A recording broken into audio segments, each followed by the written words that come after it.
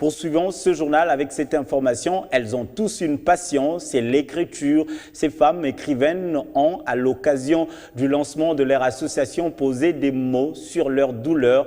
Un spectacle émouvant, parrainé par la première dame de la République, Denise Nyakeru Tshisekedi. Ces femmes ont promis d'accompagner les actions de la première dame, surtout dans le domaine de l'éducation. L'écriture, c'est un peu leur vie. Leur mode d'expression privilégié. Elles sont écrivaines, poétesses, dramaturges, rappeuses, slameuses, juristes, journalistes, professeurs et libres penseuses, toutes réunies au sein de l'Association des femmes de lettres du Congo.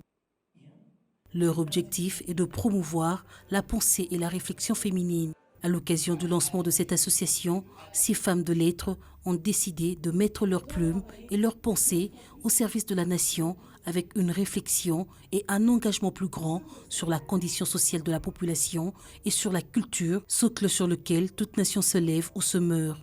Pour la présidente de cette jeune structure, il est important de réunir les femmes dans leur diversité pour écrire, réfléchir, afin d'influencer positivement la société avec les fruits de leurs pensées. Nous avons décidé de nous mettre ensemble, de créer cette association pour non seulement promouvoir la pensée et l'écriture féminine, mais aussi faire certains plaidoyers, notamment celui de voir beaucoup plus de textes de femmes de lettres congolaises dans le programme national scolaire.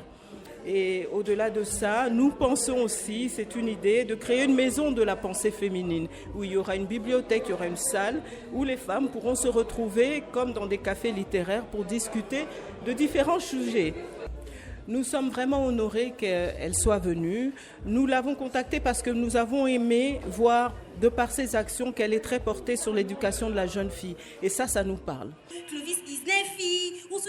À travers un spectacle très émouvant, elles ont retracé le quotidien de la femme congolaise, ses souffrances, violences conjugales et sociétales, abus sexuels, héritage, drépanocytose, résilience et courage de la femme congolaise. Bref, elles ont décidé de poser des mots sur leur douleur.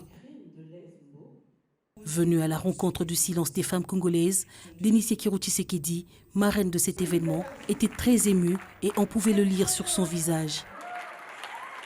La FELCO promet de soutenir les actions de la Première Dame, notamment dans le domaine de l'éducation de la jeune fille, en stimulant le mentorat pour les jeunes filles, surtout celles qui veulent se lancer dans le domaine de lettres.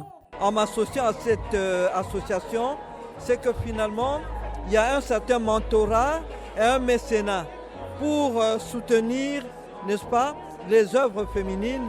Et vous êtes rendu compte de la moisson abondante et belle et jeune qui doit être promue. Et je pense que FELCO vient à point nommé. L'Association des femmes de lettres du Congo envisage également de faire une recension complète des textes publiés par les femmes de la RDC, mais aussi de faire un plaidoyer pour renforcer la présence des femmes de lettres dans les institutions littéraires internationales telles que l'Association des écrivains panafricains ou encore l'Association des écrivains des lettres françaises.